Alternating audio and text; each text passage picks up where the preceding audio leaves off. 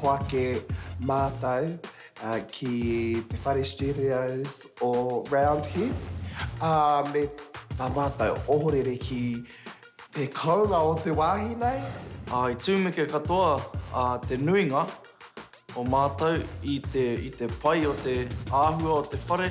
Ka rea i paku whakaro ka haere mai ki tētahi wāhi pēnei hei hanga i te waiata. Pai hoki ngā tangata o konei no reira. E rau.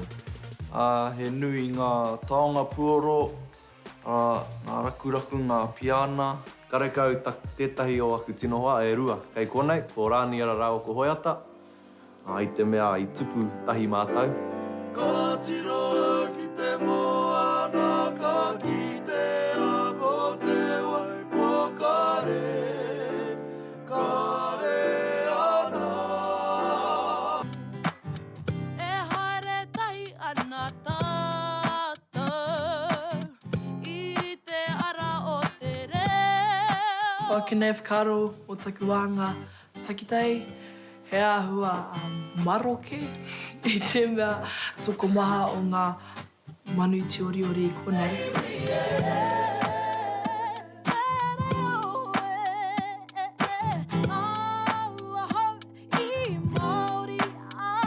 I nāne ka te rīkuata takitahi mātou.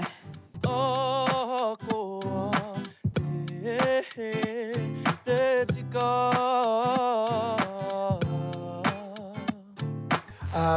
Ko te kai waiata ki au, I tino eke, I tino puta I tana anga. Ko kāterama. Kāterama. Katerama. Kāterama. Rōre ka tōna reo, kare au I paku mōhio I ahei ia te waiata pērā. He taiohi tonu ia, o e kuraina tonu ana ia. Ana o tana reo he orite ki a Jennifer Hudson, engari he pai ake. I tino horere au I taku rongotanga I tana reo waiata.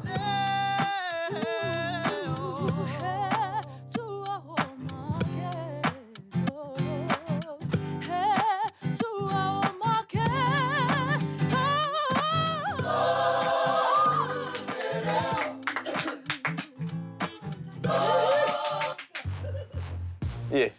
I āhua whakamau I ki rakorero, ngā te mā karau e wai ana ki enei momo kōrero. Nā, he pai.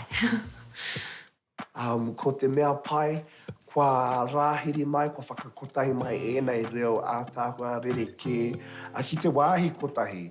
Ko tōku ahanga tino pai mōhio ana, ko tata oti te waiata.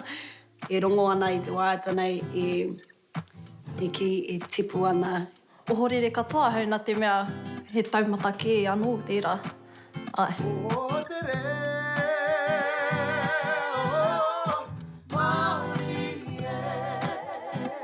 He waiata hei ake hei whakanui I tō tātou reo. He waiata hoki āhei ana te hunga whakarongo, te whakapono ki ngā kupu I roto I tēnei waiata.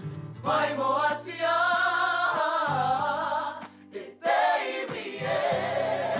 Ki oku nei whakaaro, karata te marea, he waiata harikoa. Ko te tino ngako o roto, he karere kaore e tino view ana, he mai tika mai kōrero tonu, ko te mea nui kia puta.